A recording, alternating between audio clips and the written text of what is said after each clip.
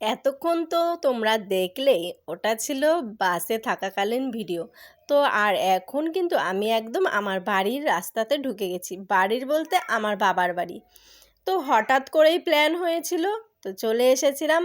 তো মিউট করেছি আওয়াজটা এই কারণেই, কারণ এক বৌদির সঙ্গে দেখা হয়ে গিয়েছিল। আর নিজের জায়গার কাউকে দেখলে তোমরা তো জানোই কত গল্প শুরু হয়ে যায়।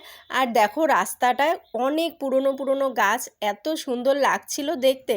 যদিও সেরকম পাতা নেই, কিন্তু তবু অসাধারণ লাগছিল, তাই জন্য একটু ভিডিও করে নিলাম।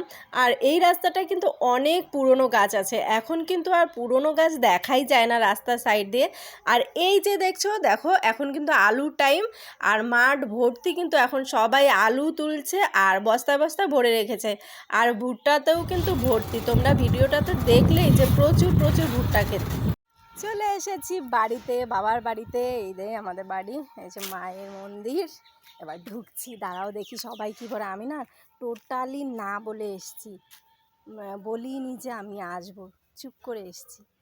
কী করে ও বাবা, ওই দেখো বড় সদস্য।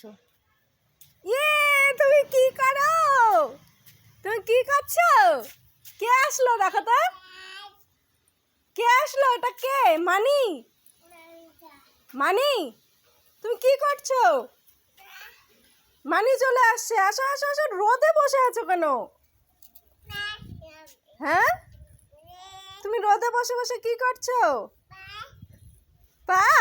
পাতা কুড়াচ্ছ? দেখো রোদে বসে পাতা কুড়াচ্ছে।